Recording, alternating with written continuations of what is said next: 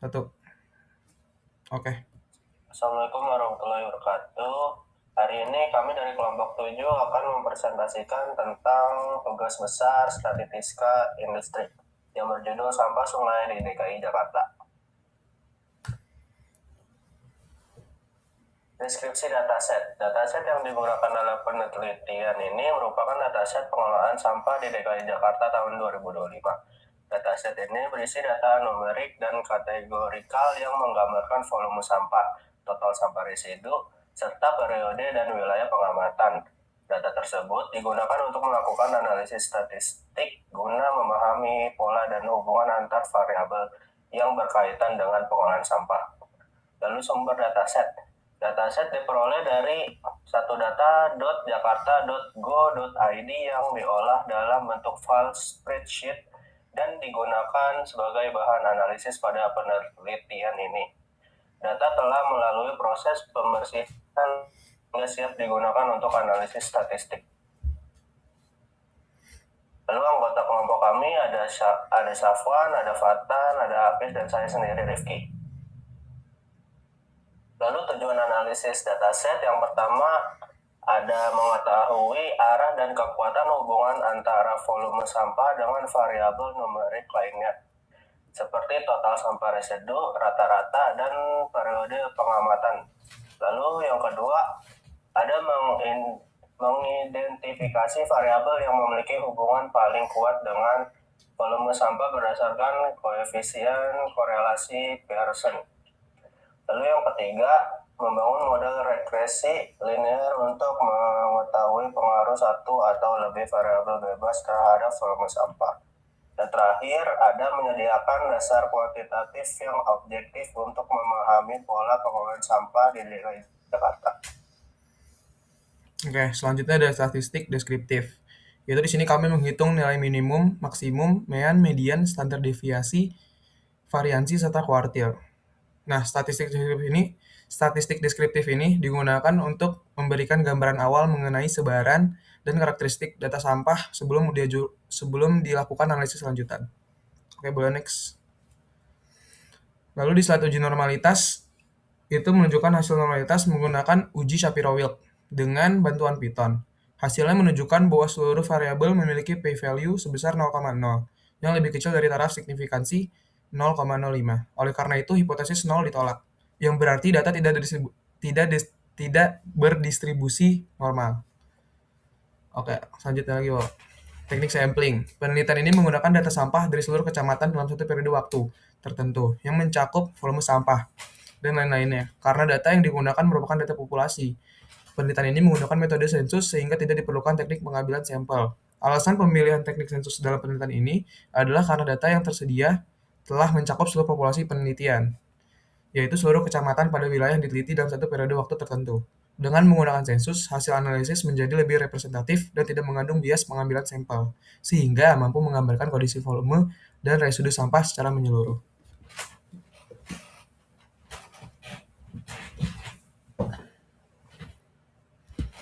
Baik, yang selanjutnya ada uji hipotesis. Yang pertama itu, pada gambar tersebut, terlihat bahwa seluruh variabel yang diuji memiliki nilai p-value lebih kecil dari 0,05. Oleh karena itu, keputusan yang diambil pada masing-masing variabel adalah menolak H0. Yang pertama, hipotesis yang digunakan itu H0, hipotesis 0, dan H1 hipotesis alternatif. Terus penolakan H0 menunjukkan bahwa rata-rata berbeda secara signifikan dari nilai hipotesis yang telah ditentukan. Dengan demikian, secara statistik dapat disimpulkan bahwa hipotesis 0 tidak dapat diterima, sehingga terdapat perbedaan yang signifikan antara data penelitian dengan nilai perbandingan yang digunakan. Lanjut. Yang selanjutnya ada uji square. H0 H0-nya tidak terdapat hubungan yang signifikan antara variabel yang diuji, dan H1-nya terdapat hubungan yang signifikan antara variabel yang diuji.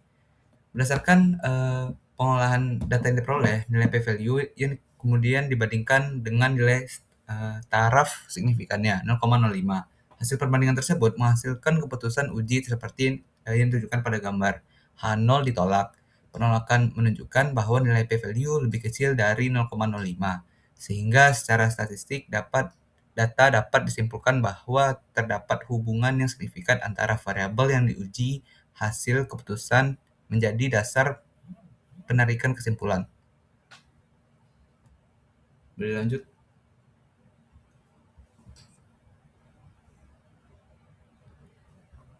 Uji ANOVA. Berdasarkan hasil pengujian menggunakan one-way ANOVA dengan bantuan bahasa pemrograman Python, diperoleh dengan statistik sebesar 5,36 dengan p-value sebesar 0,20874. Pengujian dilakukan pada taraf signifikan A sebesar 0,05. Karena nilai value lebih kecil dari taraf, signifikan value kecil dari 0,05, maka hipotesis 0 ditolak. Hasil ini menunjukkan bahwa terdapat perbedaan rata-rata volume sampah yang signifikan antara tahun pengamatan. Dengan demikian, dapat disimpulkan bahwa perbedaan tahun berpengaruh secara signifikan terhadap volume sampah. Lanjut. Oke, selanjutnya untuk uji two-way ANOVA. Berdasarkan hasil uji two-way ANOVA, diperoleh bahwa faktor tahun atau year memiliki nilai p-value sebesar 0,0009. Sedangkan faktor wilayah memiliki nilai p-value sebesar 0,0000 dengan taraf signifikansi yaitu 0,05. Karena nilai p-value dari kedua faktor tersebut lebih kecil dari 0,05, maka hipotesis 0 atau H0-nya itu ditolak. Penolakan hipotesis 0 ini menunjukkan bahwa terdapat perbedaan rata-rata yang signifikan pada variabel yang diamati, baik berdasarkan perbedaan tahun pengambilan data maupun perbedaan wilayah pengamatan. Selanjutnya untuk bagian korelasi. Berdasarkan hasil analisis korelasi, diketahui bahwa volume sampah memiliki hubungan positif dengan tingkat hubungan yang sedang terhadap total sampah residu. Selain itu, total sampah residu menunjukkan hubungan yang sangat kuat dengan rata-rata volume sampah. Hasil analisis juga menunjukkan bahwa periode waktu tidak memiliki pengaruh linear yang signifikan terhadap variabel-variabel tersebut. Selanjutnya untuk regresi, berdasarkan hasil uji regresi, yang khususnya untuk hasil uji T menunjukkan bahwa variabel total sampah residu, rata-rata volume sampah, dan bulan secara parsial tidak berpengaruh signifikan terhadap volume sampah. Karena seluruh nilai p-value lebih besar dari taraf signifikansi 0,05.